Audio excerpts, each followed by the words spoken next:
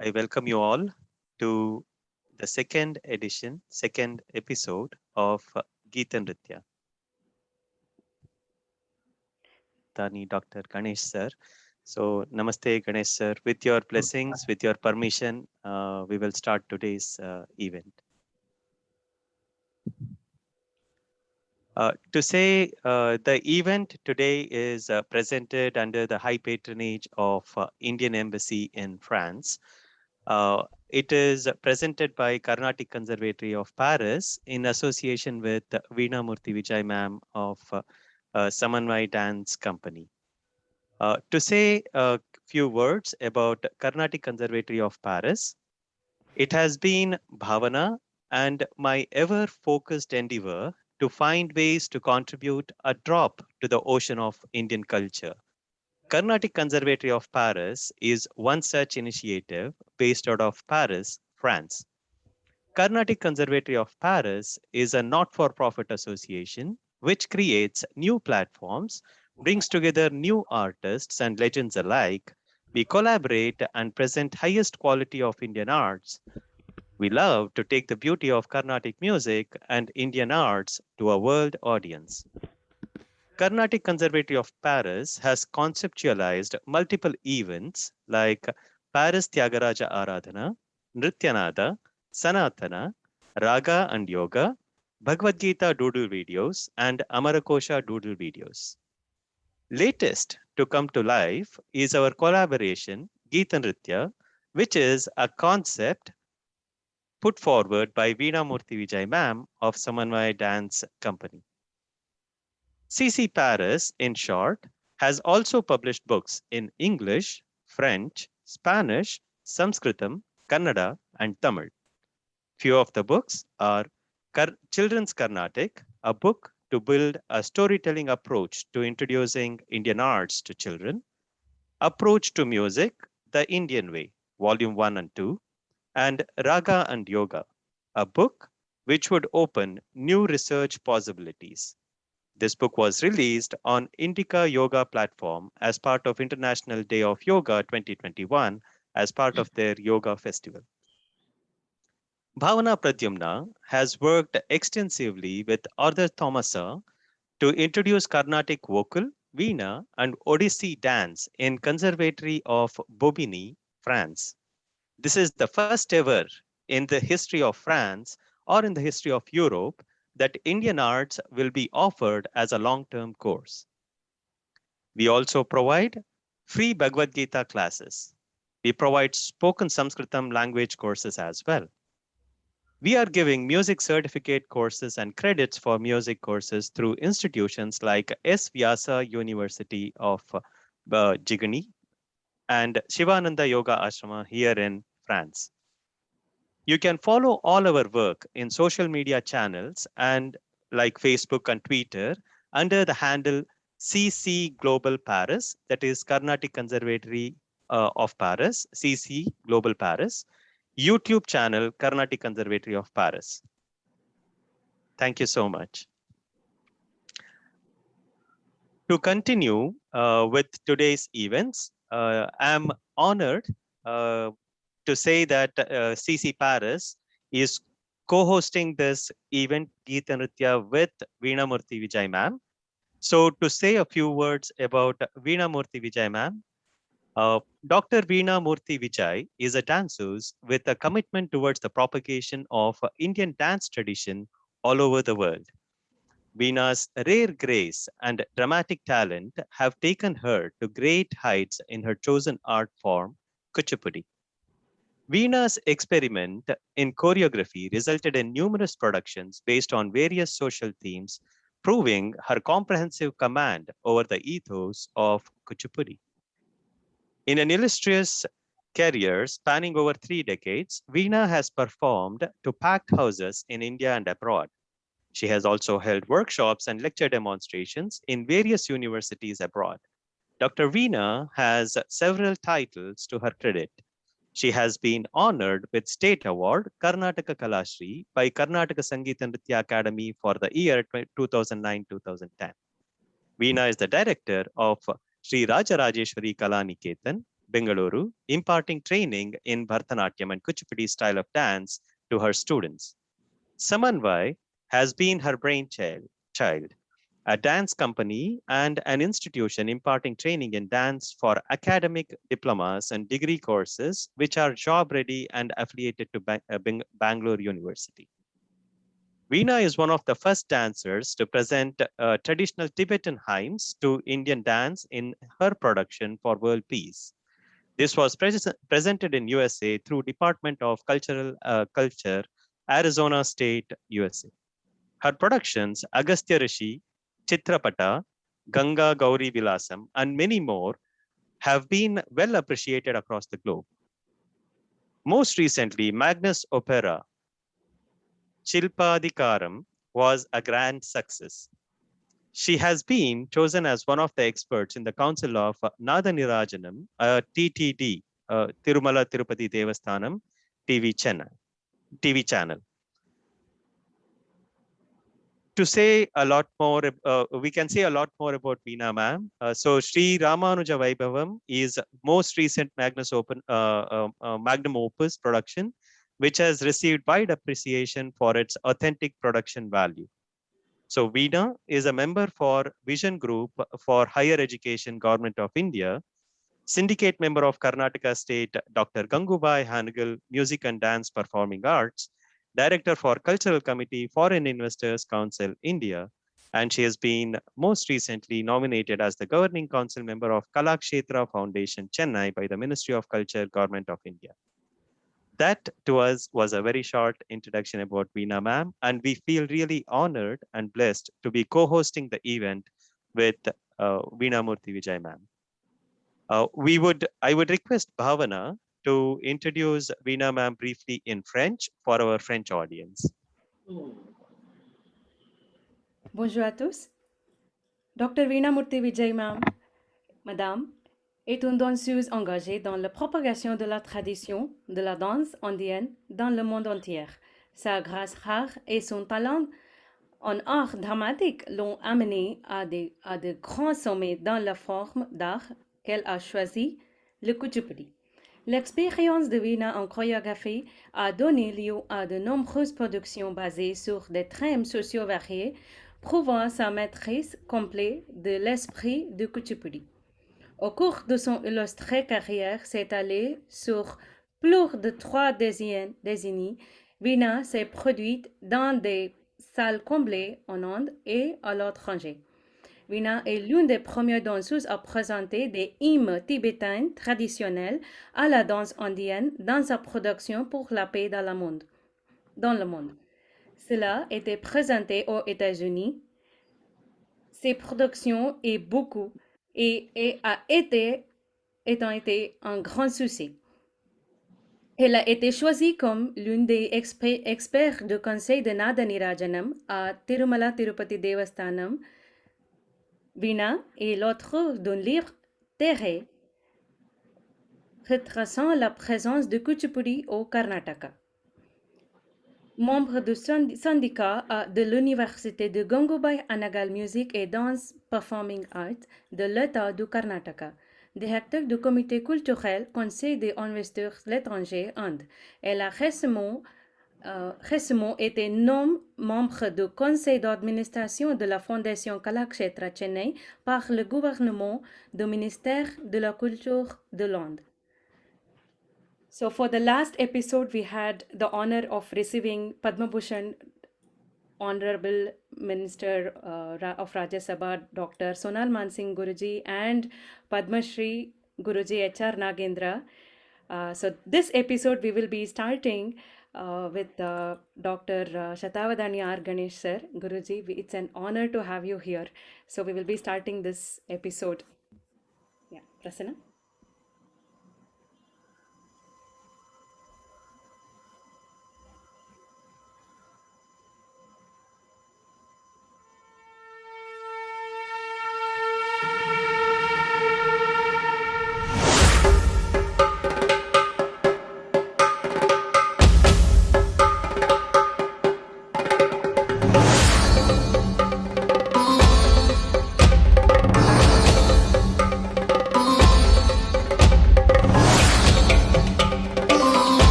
सुमधुरवीणा मुरळीसङ्गीत नृत्यसम्मिलित सद्भावनार्पित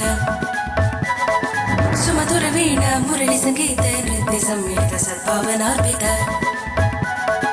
गीतनृत्य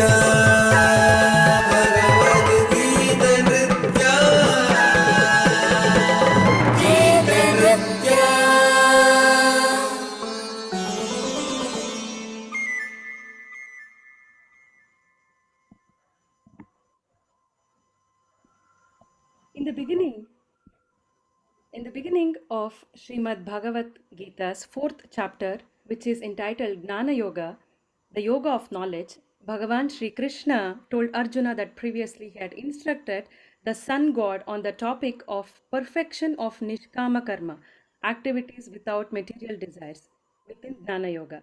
The sun god explained this knowledge to Manu, who in turn instructed Ikshvaku.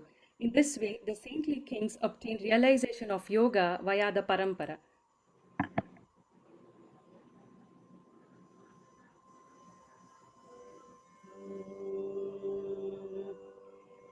I would be singing the 34th verse from Gnana Yoga.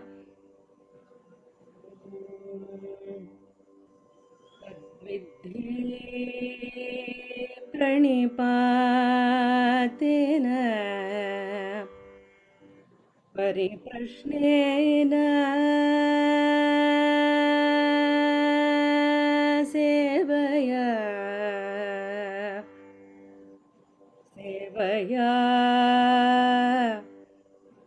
pranipatena प्रणिप्रश्नेन सेवया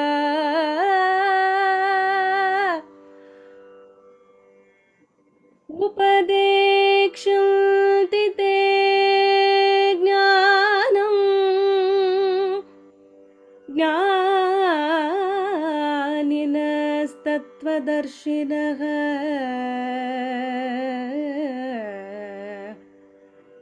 तत्त्वदर्शिनः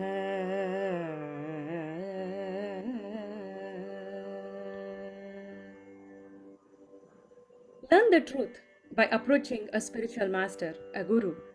Inquire with him with reverence and render service unto him. Such an enlightened saint can impart knowledge unto you because he has seen the truth. This is the transliteration of the shloka, Bhagavad Gita shloka. On hearing the sacrifice should be performed in knowledge, the natural questions that follow is, how can we obtain a spiritual knowledge? Krishna gives the answer in this verse. He says, approach a master, approach a guru, a spiritual master, inquire from him submissively, render services to him. The absolute truth that cannot be understood merely by our own contemplation. The guru is the one who shows us that path to understand. The Bhagavatam says, Anadya Vidya Yuktasya Purushasyaatma Vedanam Svatona Sambhavad Anyastattvagno Gnanado Bhavet. In the intellect of the soul is clouded by ignorance from endless lifetimes.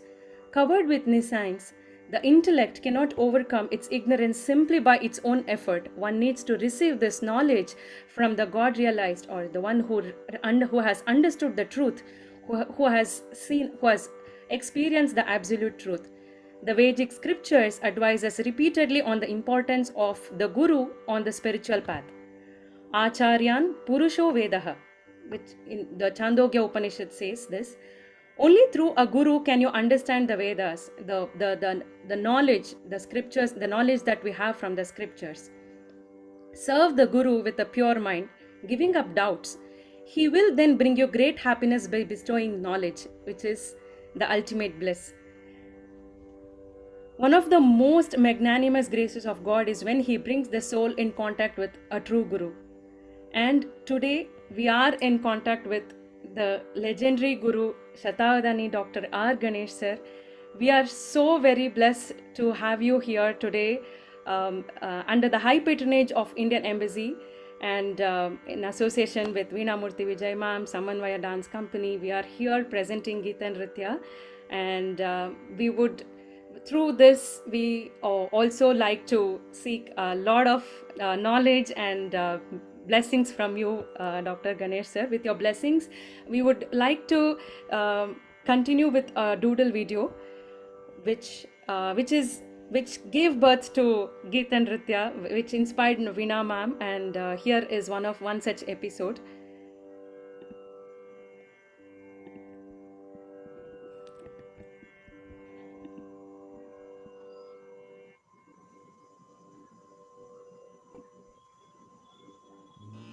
Under the high patronage of the Indian Embassy, France, Carnatic Conservatory of Paris presents the Bhagavad Gita, Episode 12.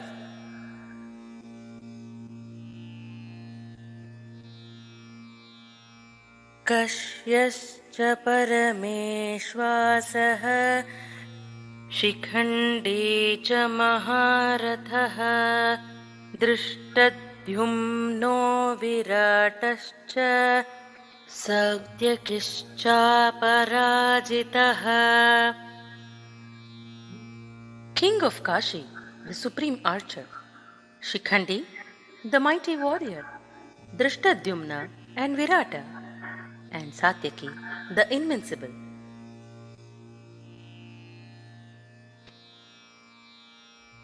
Drupado Draupadeyaश्च सर्वेशः पृथिवीपते सौभद्रश्च महाबाहुः शङ्खान् दद्मुः पृथक् पृथक्.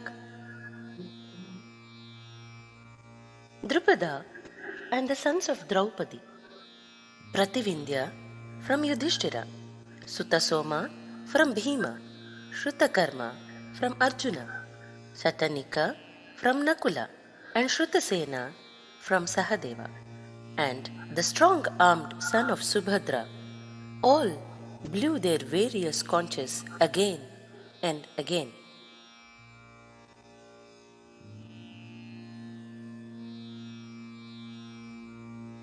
सघोषोधार्तराष्ट्राणां हृदयानि व्यदारयत् नभश्च पृथिवीं चैव तुमुलोऽभ्यनुनादयन्.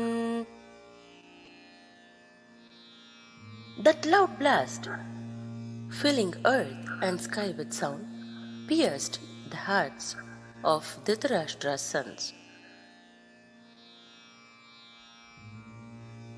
Sanjaya conveyed to Dhritarashtra that this blast from the Pandavas' side pierced the hearts of the Kauravas. It touched earth and sky, that is, included all possible hierophantic values as against the mere earthy confusions of the conch blasts of the Kauravas. Bhishma's leonine roar only touches the earth. In what sense were the hearts of the Kauravas bitten through to the extent that they lost confidence in all the mundane things they held dear? New values, involving both heaven as well as earth, seem to be implicit in the message of the blast of the Pandavas. Time to reflect. Extraordinary can be an overwhelming emotion, can induce insecurity, or can be inspiring. What extraordinary experiences do you recall, and what emotions did it bring out in you? Leave your comments in the comment section. Shri Gurubhyo Namaha Harihi Om.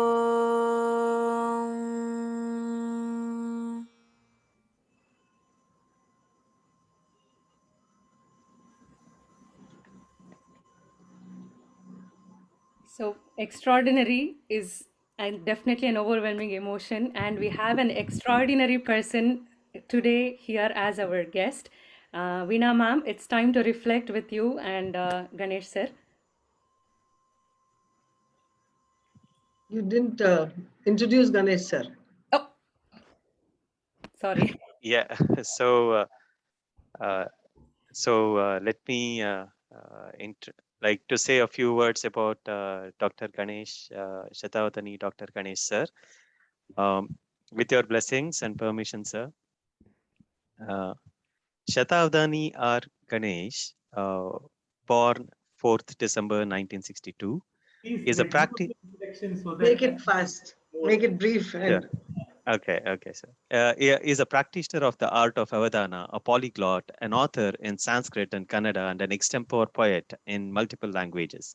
He has performed more than 1,300 Avadanas, so we will learn more about Avadanas today, in languages Kannada, Sanskritam, Telugu, Prakrit. He is known for extempore composition of poetry, Ashu Kavita, during these performances, and even of Chitrakavya. He is the only Shatavadani from Karnataka. He once set record by composing poetry for 24 hours continuously. We can say a lot about Ganesh sir.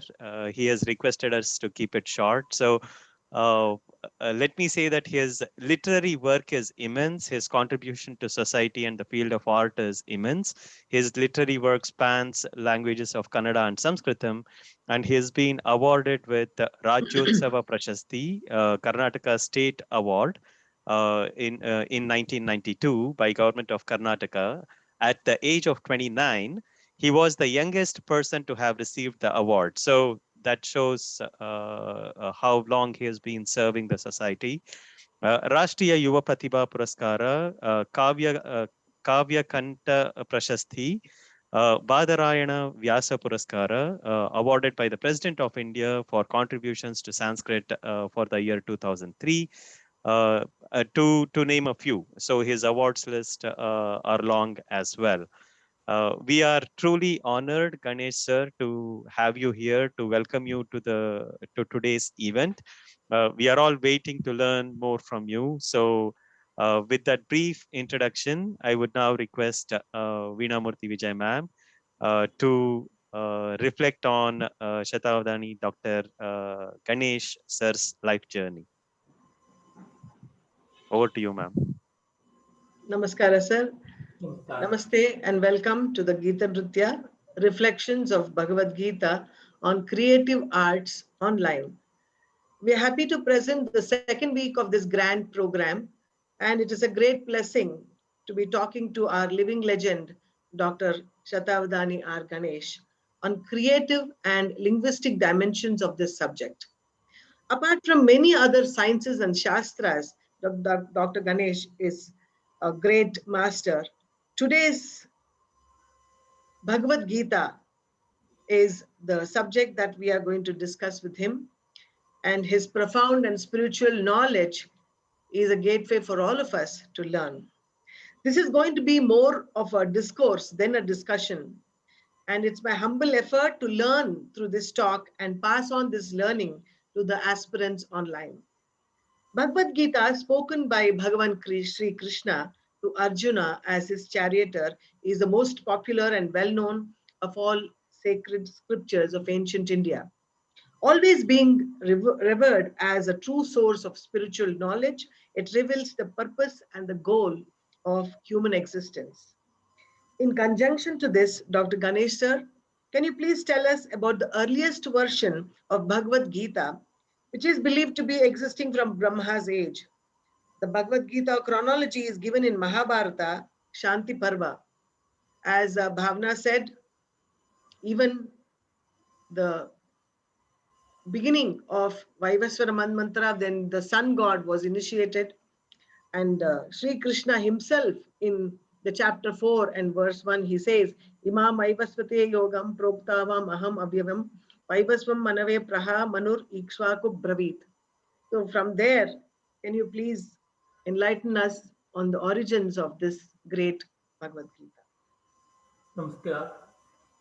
Good evening and good day or whatsoever who are looking at it, who are watching this program from different corners of the world. Thanks a lot for this opportunity. I personally thank Dr. Veena Murthy ji. The legacy of Bhagavad Gita is very great, very grand. As we know, it is the nectar which oozed out from the lotus face of Sri Krishna. Amistivar, Senayor, Bhayor, Madhye, Ratham Stapaya Mechyuta. That's how it starts. The content of Bhagavad Gita is, of course, eternal. Though the format of Bhagavad Gita, it belongs to Mahabharata, the content is eternal, and that's why at the end of every chapter as a colophon, we have it is Srimad Bhagavad Gita su Upanishatsu Brahma Vidyayam Yoga Shastre Sri Krishna Arjuna Samvade, like that. It means Upanishatsu. It is one among the Upanishads, and it is also said in the Jnana Shlokas, the contemplative verses on Bhagavad Gita, before reciting that Sarvopanishado Gavo Dogdha Gopala Nandanaha. When all the Upanishads act like the cows, Krishna is the person, the cowherd, the Gopala who is milking, and then Arjuna is the endearing calf. And so the sweet milk that has been oozing out from the orders of the Upanishadic cows is Bhagavad Gita. In that sense, the essence of Upanishads, and we all know Anantavai Vedaha, infinite is the existence of Veda, and the Vedas in number they are infinite, and at the same time it is Apurushaya, means it is eternal, it is not human made. In that sense, the knowledge of it with jnana, the wisdom of it, it is universal, eternal. Wisdom can neither be created nor be destroyed like energy. In that sense, the wisdom of Bhagavad Gita is eternal, and that is the content, and it takes different forms. And so that form has been taken in Mahabharata, in the Bhishma Parva, in the mouth of Krishna, something like 584 or verses, 84 verses are recited by Krishna, while 18 dot verses are recited by Arjuna, and some 41 or so verses are recited by Vidura, and one verse by Dhritarashtra at the very beginning of Bhagavad Gita. Like that, the 700 verses are distributed. So 700 is the number. Since the time of Shankar Bhagavad Pada's commentary is the earliest known available commentary. Even before him, some commentaries would have been in existence. Like that, the historical legacy of Bhagavad Gita goes on from Shankara's time onwards. All the acharyas, Bhagavan Sri Ramanujacharya and Madhvacharya and Baladeva and even Vedanta Deshika, Madhusudan Saraswati, like that many people, in the words of great scholar Hajari Prasad Dwivedi, he says Meghaduta of Kalidasa and Bhagavad Gita of Mahabharata, they are like the mighty bells, ghantas, hanging in the temple corridor of Kashi Vishwanatha. Every devotee who comes there will be ringing this bell. Likewise, any artist, any poet, any critic, anyone who is appreciating beauty will always say something about Meghaduta, whether he sings or dances or paints, or she would do some commentary work or something on Meghadutam. Likewise, any philosopher, social reformer, or a thinker, or a preacher will say something about Bhagavad Gita, for or against. Anyway, Bhagavad Gita is a formidable thing which can never be ignored. That is how the legacy of Bhagavad Gita goes on, and it will go on continuously. There's no doubt in that.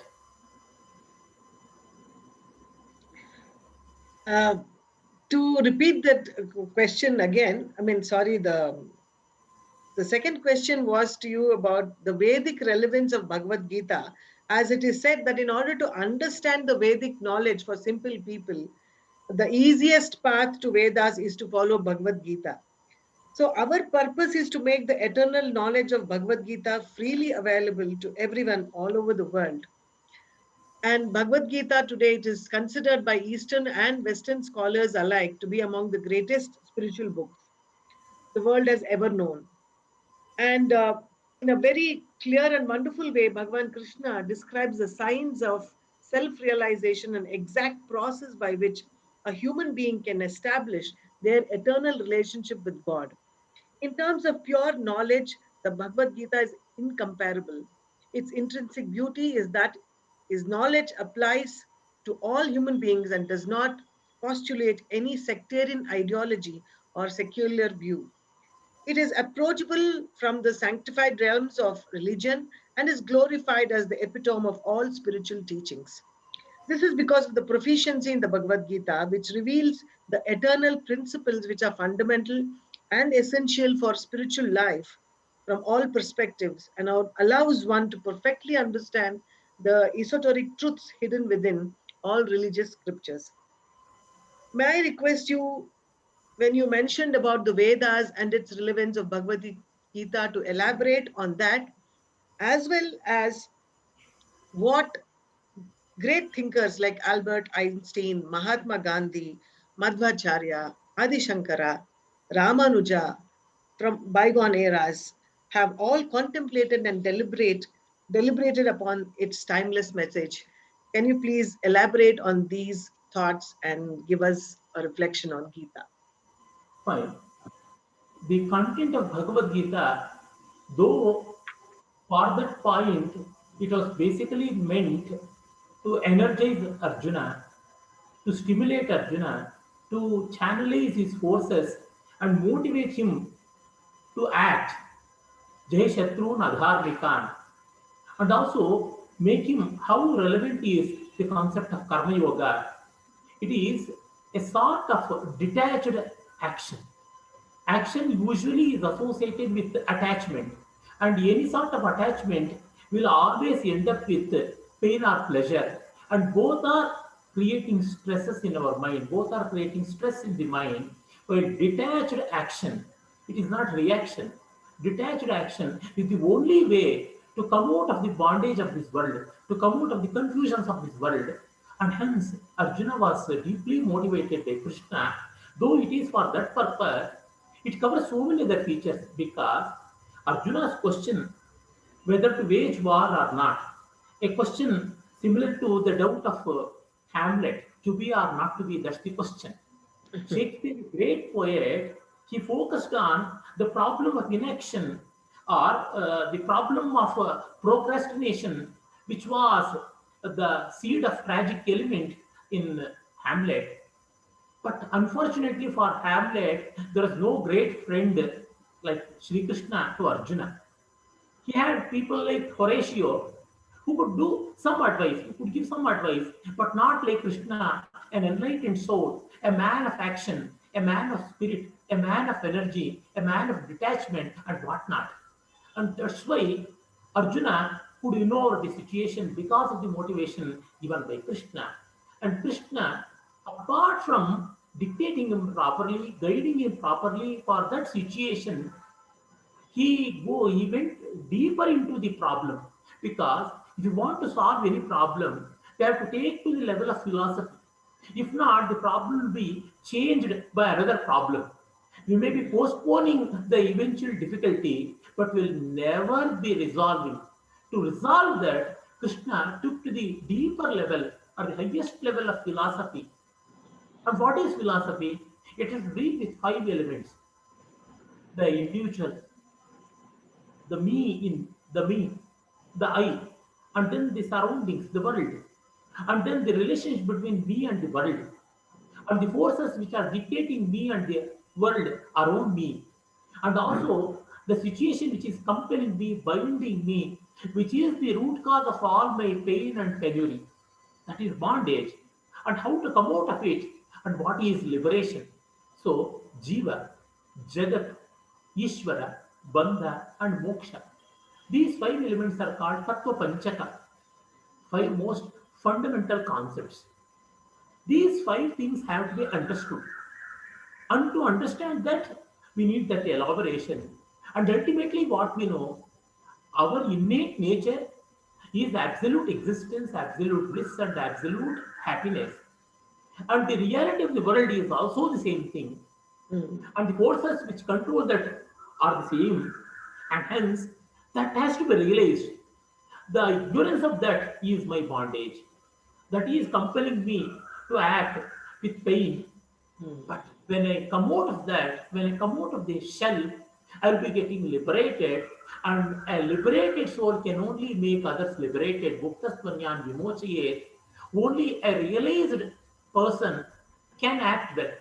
As in the words of Vidyaranya, Jnanina Charitum Shakyam Samyak Rajyadi Laukikam. Only a person of awareness can do mundane things also well. Not only higher things, not only greater things, even most trivial things and mundane things can be best executed by a person who is wise, who has awareness. And Bhagavad Gita's content is that, and that content has been extracted from the Vedas. In the Vedas, the same content is presented, but the elaboration and the detailing is much more. And naturally, people are baffled by details. There is a saying in Sanskrit, Dikheda eva vistaraha. Elaboration is always mind boggling. To avoid that, Krishna condensed that beautiful versified forms, he condensed it, and Arjuna got that enlightenment. But in spite of Arjuna getting enlightenment, he lost it. That is another tragedy. The real tragedy of Bhagavad Gita is the first and perhaps the best student or the direct student of Krishna would lose track. And after the war, after Mahabharata's Kurukshetra war, Arjuna, during the time of horse sacrifice or Ashwamedha, in Ashwamedhika Parva, requests Krishna, "Oh Krishna, you told all that great message, all that wisdom you poured into me. I've forgotten. Can you please enlighten me once again?" Something like once more request from the connoisseurs. Then Krishna says, to our astonishment, "How foolish you are, even I cannot repeat." It means how precious and valuable is the message of Bhagavad Gita. Bhagavad Gita cannot be remade, Bhagavad Gita cannot be repeated, it has to be taken as it is. And he gave out some other message, and that is called Anugita, the succession of it. The Gita followed by the major one. That's so Krishna says. It means we have to go to the source. It cannot be rephrased. It has to be understood as it is. As we know in music, you cannot replace sa by another thing. You cannot replace re by another thing. So is in dance. You cannot replace a specific gesture, a specific movement from other things. They have some other meaning, they have some other connotations. So also the alphabets. You cannot replace A by B or B by C. Like that, Bhagavad Gita, both in form and content, is so profound, it has to be accepted and digested. And that has been done by all the great people in our tradition, whether they are Indians or who are not Indians by birth. Those who accept and those who enjoy and realize the message of Bhagavad Gita, they are Indians in the real sense. And that's why at the end of Bhagavad Gita, Krishna says, who is the adhikari? Who is the right student to know this great message, Bhagavad Gita? Who should be a tapasvi? Who should work hard? Tapasvi means who could bear, grin and bear. Tapasvi, idam te na tapaskaya na bhaktaya. Bhakti means love. One should love that. People who don't love the things which they want to learn, they cannot learn at all. Nabhaktaya kadachana nacha ashushushave vacham. And one should have the desire to hear, desire to listen to it. It means one should be open-minded. Baggage and bias is not admissible. And then nacha yoma asuyate, yoma mam abhisuyate. And one should not be grudging. One should not be biased, and one should not be grudging for that. Only when an open-minded seeker approaches Bhagavad Gita, everything will be given. And that's why, whether it is Gandhi or Einstein or Shankara, Ramanuja, or Bhatta, everyone got inspired in their own way. For example, even before Gandhi, the great freedom fighter Lokamanya Balagangadhar Tilak, he championed the cause of Indian freedom struggle. And he told Bhagavad Gita's quintessence is in Karma Yoga, and Gita Rahasya championizes the cause for Karma Yoga. And Gandhiji advocated non-violence. The war is internal, he says. But at the same time, we know that the external war should also be waged. We should have our powders dry, and then we should preach the sermons of freedom and piousness and non-violence. Because people who are committed for violence, they cannot be convinced with kind words. Where we need, as Krishna enacted in his life itself, Sama, Dana, Bheda, Danda, good words, Sama, and then give and take policy, live and let live, that is Dana, divide and rule, Bheda, and ultimately action, that is Danda. All are relevant. So many people coming from different walks of life, having different background, different philosophies, they found relevant echoes in their of their own thoughts in Bhagavad Gita. In that way, Bhagavad Gita is a great mirror which mirrored our own thoughts and our own beliefs. Even to them also Bhagavad Gita catered. But in reality, the very essence of Bhagavad Gita is in Karma Yoga, action, detached action. And that can only be achieved by virtue of Jnana. And for Jnana, we do need bhakti, submission and love. And that needs a lot of contemplation. So there Jnana. Like that, karma, bhakti, jnana, dhyana, these four major yogas are very, very important, one complementing the other. And ultimately, sarva karma akhilam partha jnane pasamapyate. The jnana is the wisdom needed for detachment. That's how the message of Bhagavad Gita has been taken forward by one and all. And the greatness of Bhagavad Gita lies that it is not at all sectarian. It is not at all making any disparity. It says, those who are not believers of Krishna, not believers of our Sanatana Dharma, can also get their share of wisdom, their share of knowledge, as yo yo yam yam tanum bhakta shraddhayarchitum ichchati tasya tasya achalam shraddham tam eva vidadamyam. In that sense, as in the words of Professor M. Hiriyanna, a very great philosopher, Gita can become the Bible of any creed. I can say the book of life. Gita can become the book of life to anyone who belongs to any race, any creed, any sect, any gender, or whatsoever, at any time, at any space. Yes, continuing that, the purpose has been sustained by translation of observations, writings of Bhagavad Gita in various languages like Hindi, Bengali, Telugu, Tamil. Apart from Indian languages, the foreign languages like Japanese, German, English, Greek, Dutch, Chinese, French, Portuguese, Spanish, Italian, Hebrew, Arabic, Russian, and many more languages. So please do let us know what chapters have been highlighted in these some of these languages, or what is the philosophy that has been taken by some of these languages. What is the highlights of the philosophy that has been taken in Bhagavad Gita content, or have they taken it the whole?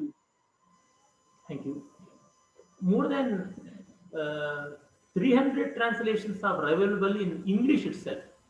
Bhagavad Gita has been translated so much. In English itself, we have more than 300 translations. And in more than 80 languages of the world, we have Bhagavad Gita. Even in the classical languages, like what we mentioned, Hebrew, Greek, and even in Latin, we have translations of Bhagavad Gita. If the translation is done directly, to a greater extent, more or less, it will be faithful to the text. And later interpretations, there one may differ. Many interpretations are there. If the translations also accommodate interpretations, commentaries, then they'll be having different inspirations, and they'll be they'll be addressing to different people, different mindsets. But in our tradition, we have translations and also commentaries since long, as I mentioned earlier. For example, in the regional languages, in Marathi, the literature of Marathi itself started with Jnanadeva's Jnaneshwari. It's a very, very voluminous commentary, elaborate commentary, very great work. It's both great work of philosophy and great work of literature. In Ovi meter, a meter which is used to sing lullabies of children, there Jnanadeva has written that to awaken people. A meter used for lullaby was meant to awaken people, prabodha. That's how Jnaneshwari starts. In Kannada, long ago, before 4 centuries, Nagarasa, a poet, wrote in Bhamini Shitpadi a meter which is very much popularized by great poet Kumar Vyasa, who composed the epic Mahabharata in Kannada very well. And in Telugu, we have Bhagavad Gita, brief Bhagavad Gita has been rendered by Tikkana Somayaji of 13th century in Mahabharata. Starting from those days, we have the regional languages. Every language has many, many translations. Versified translations are there, prose translations are there, song translations are there, and in versified translations also we have folk meters, classical meters, semi-classical meters, like that many, many sorts of translations are there. Not only linguistic translations, we have paintings, we have dance, and we have songs. I told music has been set to it long ago. Akashvani Bangalore itself, it assigned the job of rendering Bhagavad Gita in song formats. Three people were assigned this. I was also one among them, and they were set to raga and tada and were sung. Like that, there are so many. The Lavani is one form of song, folk song. In that medium also Bhagavad Gita is brought in. And even in the Anushtup Chandas, the classical Sanskrit meter in which Bhagavad Gita is written, in the same meter it has been translated. Like that, we have many, many such translations. In spite of so many such translations, Bhagavad Gita is still popular. One English translation most popular earlier was from Edwin Arnold, who wrote in the name Song Celestial. It was very much endearing translation in those days, and even Gandhi was very fond of this translation. And Edwin Arnold's one more work on Buddha, Life of Buddha, the Light of Asia, was also very popular. Like that, many were there. Even today, Bhagavad Gita is being translated, and every sect, every religious sect has its own version of Bhagavad Gita in translation. Not only Bhagavad Gita is being translated, in Sanskrit itself, Bhagavad Gita is being taken as a model, and many Gitas have been written. More than 40 Gitas are there. I told about Anugita. Another Gita was rendered by Krishna at the fag end of his life, like a swan song. That is Buddhava Gita, found in Bhagavatam. And we have Rama Gita, Shiva Gita, Ishvara Gita, Devi Gita, Guru Gita, Avadhuta Gita, Ashtavakra Gita. Like that, many, many number of Gitas are available. In the recent days also we have Ramakrishna Gita, Ramana Gita. Like that, the legacy of Gita is continuing. Most of these Gitas have the essence of Bhagavad Gita. The original is always there, and the remakes and remakes are always available. But any sincere student of Bhagavad Gita is obviously getting inspired positively, and right message has been taken. But there are many, few, though not many, there are few people who are against Gita for wrong reasons. And always we do find when sun is brilliantly shining in sky, we do have darkness. But when one sun appears, it will all be dispelled. So is the legacy of Gita going on. Yes. The Bhagavad Gita as an oral textual traditions include arguably one of the most diverse commentarial spheres of work in our Hindu tradition, spanning across centuries of time and religious boundaries. The Bhagavad Gita in Indian classical dance styles of Bharatanatyam, Kuchipudi, and Yakshagana as an embodied form of profound commentary in comparison to oral form of commentaries. What are the key challenges to bring in this abstract philosophical dialogue into dance form that rely on action narratives? Wonderful question. Being a true artist, you are always This was the main, our very- theme of this Bhagavad Gita and Nritya is that we should bring to fore the limitations and the challenges for dancers in taking this simple. up. Bhagavad Gita ultimately is lofty philosophy, though simple. It's profound and lofty life philosophy. And this abstraction cannot be directly presented. Art has to present through indirect mechanism. There are many commentaries available in our tradition from Sanskrit to many regional languages and foreign languages. Many commentaries are available. But I feel the best commentary of Bhagavad Gita is Mahabharata itself. Life of Krishna itself is the best commentary. So, if one can present the life of Krishna and the epic Mahabharata in dance on the stage, that would serve as the best commentary. Earlier, I had delivered a talk on the life of Krishna, which reveals Bhagavad Gita. Bhagavad Gita as revealed in the life of Krishna. One talk I had delivered, and one of my friends, Sri Hari Ravikumar, has rendered it in English also. It is available in the internet. What I mean is, Bhagavad Gita is philosophy, but art essentially deals with rasa. And for rasa, we need bhavas, sai bhavas, means latent, dormant, permanent emotions are needed. In fact, one of my questions is also that going to be that. Bhagavad Gita is going beyond that. Bhavatita, gunatita. That's what gunatita uchyate, it is said. Going beyond trigunas. And bhavas are dictated by gunas. Sattva, rajas, and tamas. These are the three gunas which sculpt the bhavas. Then that being the case, how to present that? That's why we have to go to the main story itself. If not, you will be translating Bhagavad Gita in the body language, in the gesture language. And if you see dancers, including Dr. Padma Subramaniam, who have presented Bhagavad Gita, they focus more on the first chapter and on the 11th chapter. In the first chapter, we have Arjuna Vishada. There is an emotion of pathos. And in the 11th chapter, Adbhuta, wonder. And also the fury of Ishwarupa, the divine fury, I should say, divine Raudra, Divya Raudra. So because of that, these two emotions are very important, and that is being focused. In the remaining verses, generally it is translation. It is not Anukirtana, as Abhinav Gupta says. In the commentary of Natya Shastra, Abhinav Gupta says, it is not mere Anukarana, not mere mimesis, imitation. It is Anukirtana, exalted imitation. That is possible only by connecting to emotional episodes. That's how the life of Krishna and the episodes from Mahabharata can be integrated, and there they can be intercepted with the verses of Bhagavad Gita. Then it will be a very, very enjoyable production. Bhagavad Gita will be suggested, and suggestion is far more significant and far more endearing than direct expression. My next question to you was about rasa.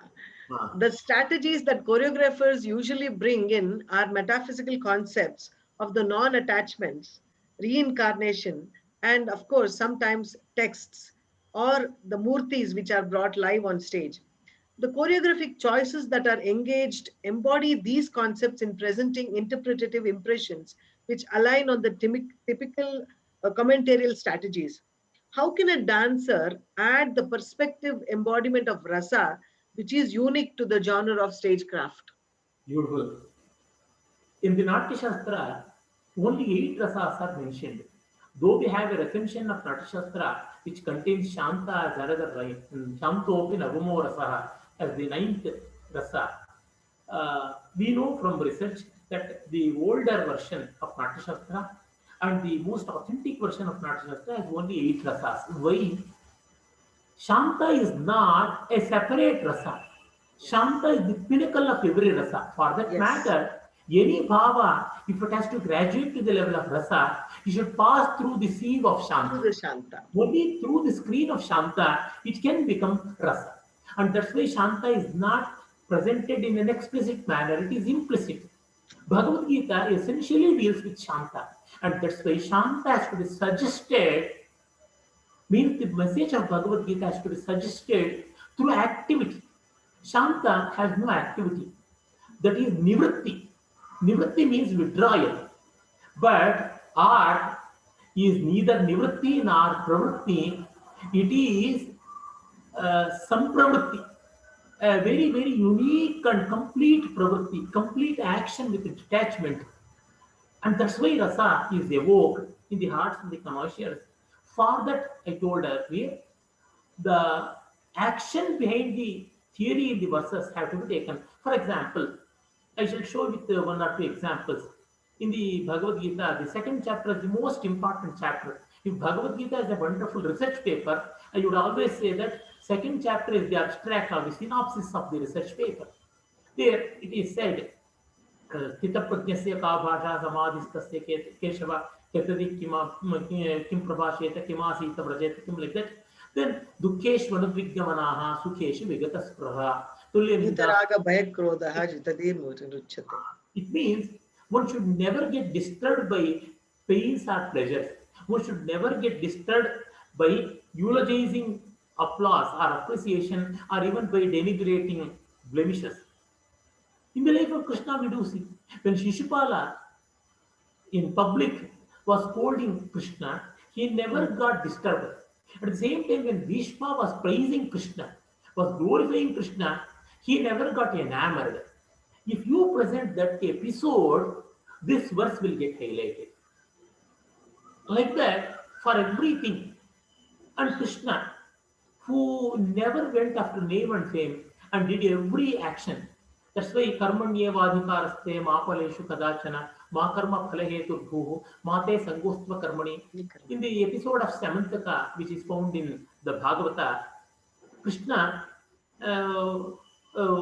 some people made allegations against Krishna, heavy allegations were levied against Krishna that he is the burglar who has stolen the precious jewel Samantaka.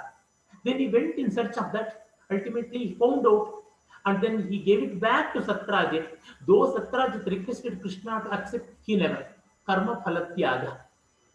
That's so every aspect of Krishna's life, every episode in the life of Krishna, they have one or the other connection with the message of Bhagavad Gita. In that, if you start intercepting that with the verses, you will be having a lot to show as action, which will be engaging, endearing, enchanting. At the same time, the message is wonderfully driven home. This is possible. Sir, you have answered my next question also, but nevertheless, I'm going to ask you this. Generally, the aspects from Bhagavad Gita adapted to dance is Vishwarupa Darshana. Yes. Right from Ranga Pravesham dancer to the most proficient one, this aspect has been dwelled upon. Vishwarupa is the most infinite form which gives the dancer scope to dramatize, of course. But are there more such slokas which bring in such exuberant ideas to engage for a dancer? Certainly. Another great metaphor in Bhagavad Gita is there. In the 15th chapter, we have the very opening verse. The universe itself is represented as a tree, a toppled tree. Urdhvamoola madashakam ashwatham prabhuravayam chandamsi yasya parnani yastam veda savedavit. The roots are above and the branches are below. All the Vedas, they comprise the leaves of these trees. And he who knows or she who knows the tree knows the reality. Wonderfully, the tree can be represented. We don't know the cause for so many of our problems. The roots are above. The roots are in the sky. But the branches are seen. We see the problem, but the cause is somewhere. The effect is seen here. The cause is somewhere vanishing. That way, you can present so many causes and effects and bring in the complexity of life and how to resolve that. Every leaf is one aspect of wisdom. Chandamsi yasya parnani. So, if you concentrate more on the leaves instead of branches, you can solve the problem. The branches are confusing. You understand the leaf. In the leaf itself, you have the miniature of tree. If you see the leaf, the veins which are spread out, they look like branches. In that way, you can completely understand the tree by looking into the leaf. In that way, from Vyashti, you can go to Samashti. From the microcosm to the macrocosm, from the microscopic view to the telescopic view, like that, so much can be represented in such metaphors. Bhagavad Gita has a lot of metaphors. In the 10th chapter, we have a wonderful array of such metaphors. Vibhuti Yoga. Where to see God, where to see the highest truth. Among the Vedas, I am Samaveda. Among the mountains, I am Himalaya. Among the rivers, I am Ganga. So much concrete things, so many concrete things have been given. If you can connect from the concrete, very easily we can rise up to the level of abstract. This is possible. Most useful for us dancers right now. Uh, I quote from an article written by Catherine C. Zucco, published by Oxford University Press for the Oxford Center for Hindu Studies. She says dance performances of the Bhagavad Gita are underrepresented, if not completely absent. While she says that many versions and texts have emerged, these creative works have much to offer in elucidating abstract ideas similar to the commentaries, discourses, and other forms that has been communicated. So, can we create a dance production in a discourse like manner? Just the Bhagavad Gita. Just now you mentioned that the stories of Krishna should be interwoven to bring out the essence of the shlokas or the philosophical truths. Can there be a different approach, either through Yakshagana or through any other dance form, to bring it or to emulate that discourse fashion and focusing on Bhagavad Gita itself? Course. And but rasa should be an important aspect there also is another. Uh, the equation, the great equation Bharata has given, तत्र विभावानुभाव व्यभिचार संयोगाद रसनिष्पत्तिः विभावान अनुभाव, cause and effect, karana and karya, aesthetically they are called vibhava and anubhava. If we can look into this equation, something like E is equal to mc square. In physics we have vibhava anubhava vichara sanyoga prasanshpati. That equation of aesthetics is universal, not just for India, for everyone everywhere. It is the equation. If we can look into the cause and effect, then you can bring in anything, emotional cause and physical manifestation. Anubhava is physical manifestation, vibhava is the emotional trigger. Yes. Anything which triggers our emotions naturally manifests up to the level of body. That means it is concretized. If this equation is properly understood and if it is well implemented, well executed, then anything and everything is possible. If there is any failure and this equation is wrongly applied or wrongly understood, that's all. Yes, sir. Actually, in Kuchipudi dance, the tarangam that is presented with the pot and plate narrates or brings out to clarify, expand, decompress, and understand the inner layers of the text of Bhagavad Gita through Bhakti Gnana Karma Yogas. That is represented through the act of balancing the pot and the plate. In fact, you have composed a composition based on this aspect of Bhagavad Gita for me, where you have given me the balancing of the pot for all that is higher um, intelligence, and the balancing of the plate on the edges of the rim of the plate, bringing out the lower, and the body being the string of communication and action to connect the both the lower and the higher. Apart from that, Bhama Kalapam, which interprets the relationship of the Jivatma and Paramatma, which is very, very iconic in Kuchipudi style.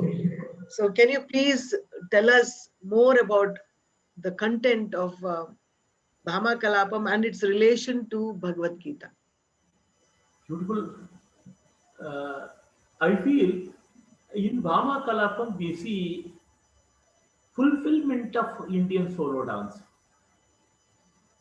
especially Bhama. It is pinnacle because we all know Satyabhama representing Jivatma, full of ego and submission of that. That's what we see in the last chapter of Bhagavad Gita. Sarvadharman parityajya mamevam sharanam vraja ahantva sarvapapebhyo mokshayishyami mashucha. If you are unable to take your own decision, you submit to me, I will take care of the rest. So it is said. And the character Satyabhama wears a long white jada, and that represents the world. Earlier I told Jagat, Jiva, Ishvara, Bandha, and Moksha. These are the 5 elements which have to be addressed in any philosophy. Satyabhama represents Jivatma and her Jada, the plight, which she revolves, which she wields, thinking that I am controlling the world. And so that itself is the ego, Ahankara, and that is Bandha. and that Jada itself is the Jagat, and then Krishna is Paramatma, and getting liberated and getting the affection and love of Krishna is the real liberation. In that process, we need a guru. Tatra Guru Upasita, Shrotriyam Brahmanishtam Upasita, that the Upanishads say, proclaim. There we have the Madhavi. She coming, she cajoles, chides, inspires, and ultimately takes the message of Jivatma to Paramatma. In the Gita Govinda also we have Sakhi taking the role of Guru. And the beauty is in Kuchipudi, Madhavi uh, is a lady character, but the Sutradhara will take that. A male without the female attire enacting the role of a female character. It means we are not bothered by gender. We are transcending gender. We are not confused by gender. This is a profound message there. And then Jivatma, in Sanskrit, it is a word in masculine gender, but it has no physical gender. And that's why Satyabhama, a lady representing Jiva, means we have no disparity of gender, no confusion of gender. The profound message is also presented. And eventually, earlier in Kuchipudi tradition, Satyabhama used to be enacted by a man. It means we have such a wonderful cooperation of gender there. Even to our today's problems, there are no problems. People who have created problems in the name of gender, that is completely resolved in our tradition. And Jivatma, transcending the limits of body, limits of mind. We have gender at mind, gender at the level of body, but gender at the level of spirit is not at all present. Attributes are completely resolved, attributes are dissolved, and then Krishna, Karshakiti Krishna, ultimate attraction. There we have the message of Bhagavad Gita, message of the Upanishads, and the message of the Mahavakyas, Tattvamasi, Aham Brahmasmi. Everything is present. And this is all enshrined in such a beautiful Shringara. Shringara is the most absorbing and deeply intimate and highly connected with the world, all engrossing rasa. And that becomes the stepping stone, springing board to reach the heights of Shanta. Through Shringaram only we can realize Shanta that has been presented there. And we have all sorts of Nayakas appearing there. Proshit Patika, Aswadhina Patika, Vasak Sajjika, Khandita, Kalahantarita, every aspect. What is the concept of Nayika? Various types of Chittavritti, states of minds, they are represented there. Disappointed, enthusiasm, moving to that, getting prepared, and commanding, lamenting, all aspects, proposals, disposals, everything is there. All aspects of life is present. I can go on with Bhama Kalapam. And Bhama appears behind a curtain. Earlier, when for 3 days Kuchipudi Bhama Kalapam used to go on the first day, all the dance used to go behind the curtain.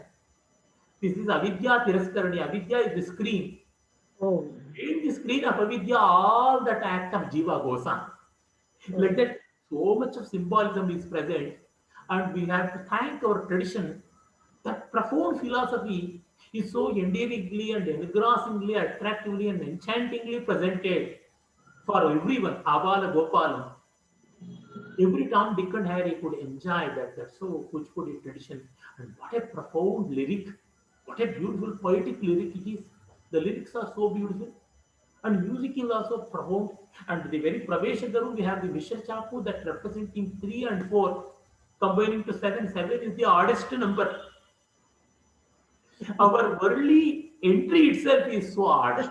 And it is Yamishra. Yamishra. Amazing, sir. Amazing you are. Through that. And the Raga is Bhairavi. Bhamane, Satya Bhamane. Bhairavi is fierce. The world is fierce. The world is furious to an ignorant person. And it becomes Shanta and Lalita to a realized person. Like they have many such symbols are present. And profound metaphors are present in Bhama Kalapam. when we danced for your compositions, we are very lucky and fortunate to get the choreography also along with it, because it is filled with bhava, vibhava, anubhavas for a choreographer, and it's very easy. But when we see Bhagavad Gita as in a choreographer's lens, how do we understand this bhava, vibhava, anubhavas, and sanchari bhavas? Is there a easier method for young dancers? What is your message for the young dancers if they have to choreograph Bhagavad Gita?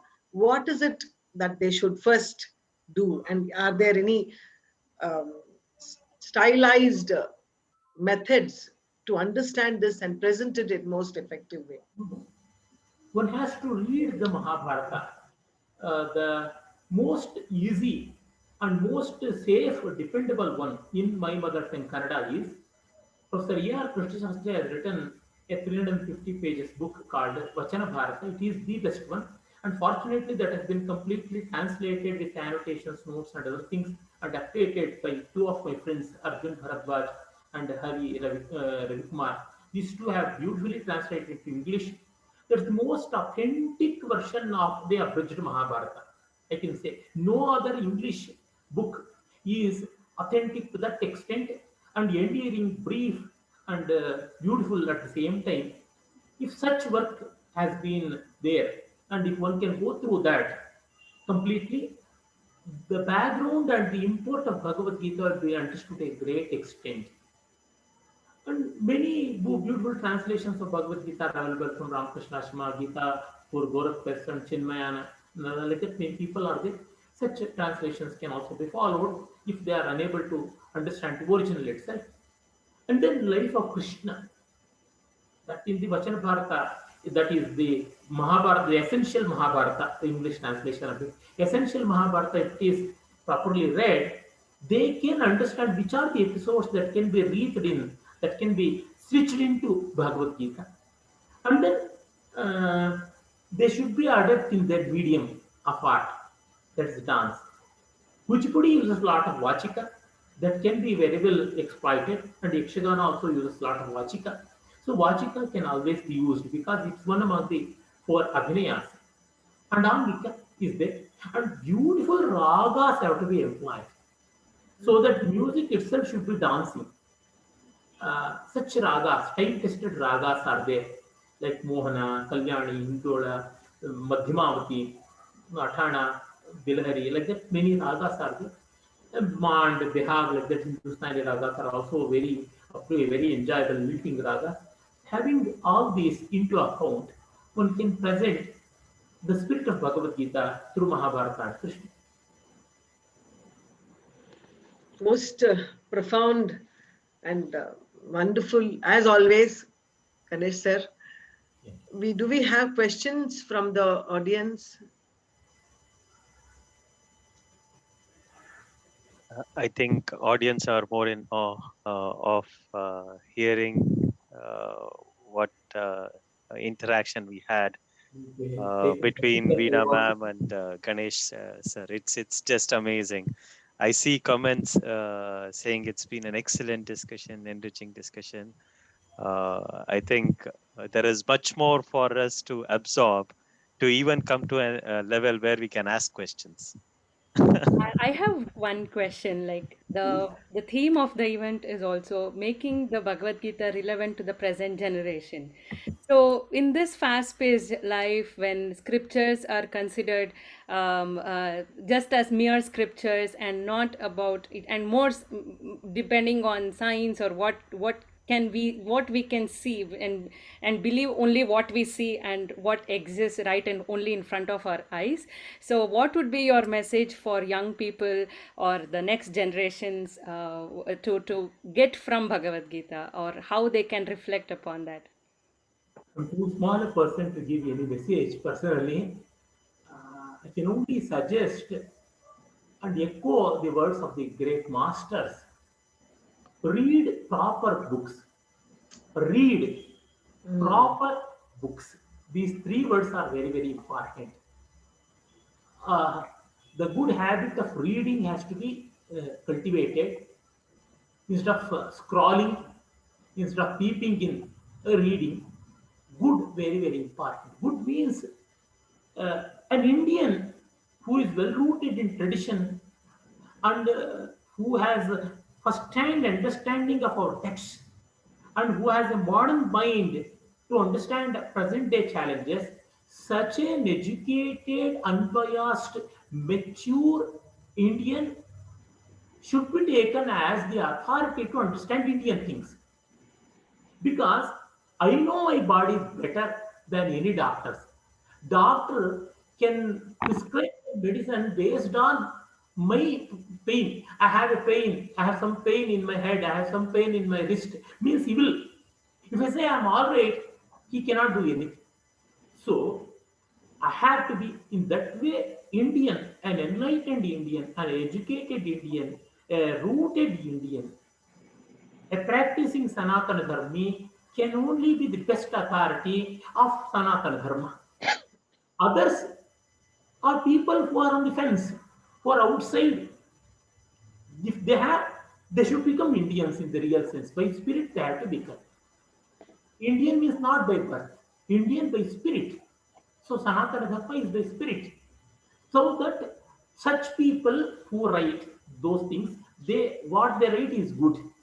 So reading good books instead of reading WhatsApp messages, instead of reading Telegram messages, books. So this is very important. The lost and the forgotten tradition has to be recharged and revitalized because while reading deeply, we become more contemplative. We'll be having no distraction.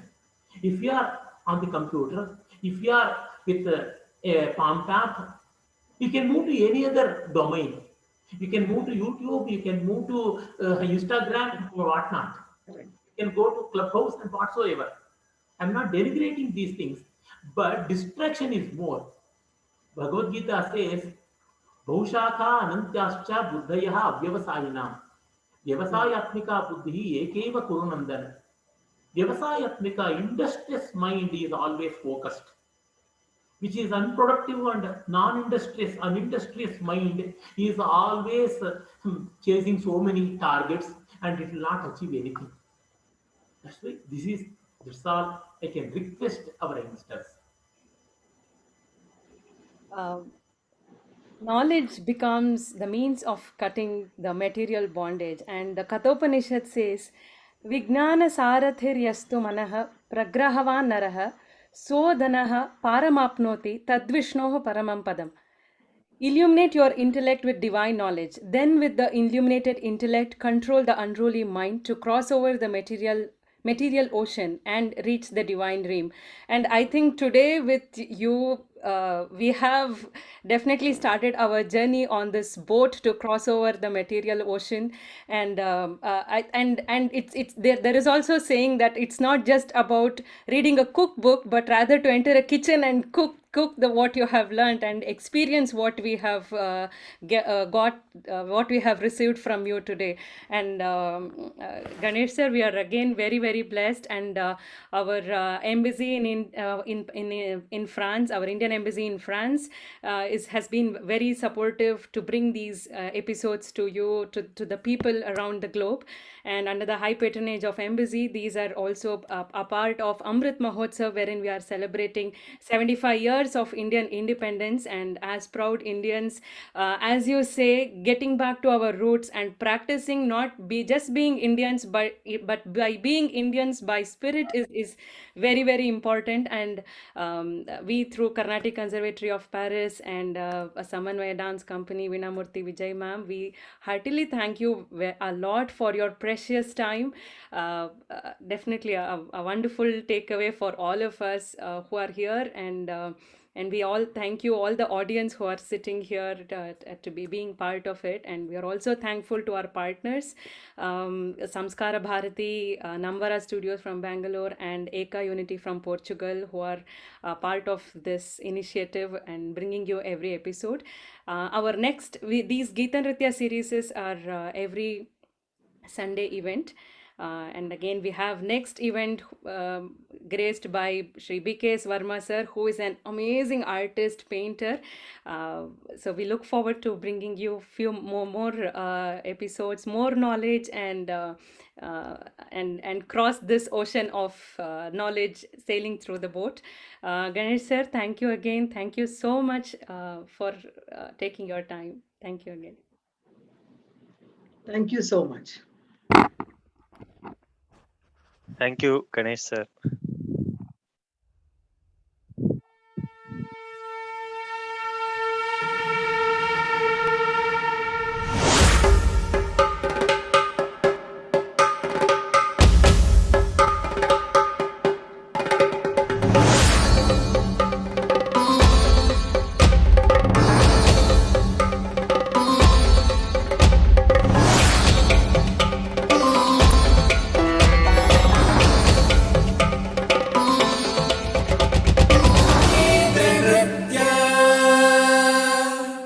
सुमधुर वीणा मुरली संगीत नृत्य सम्मिलित सद्भावनार्पित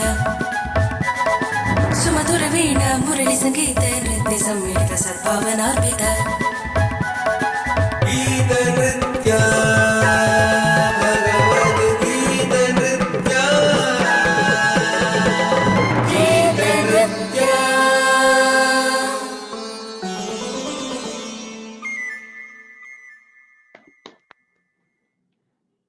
Nice, Prasanna. Bye, Madam. Namaste. Thank you very much. And thank you all participants you. who have stayed here with us. Thank you all for your presence. We look forward to meeting you all again next week with an amazing artist and share a lot more knowledge. Thank you again. And please spread the word, bring more of your family and friends. And this is just so enriching, and we are so glad that we are going through this journey. Thank you so much. Thank you, ma'am. Namaste. Thank you. Namaste, Namaste. ma'am. Thank Until you so much. next Sunday, see you, all of you. See you all next Sunday. Thank you. See you.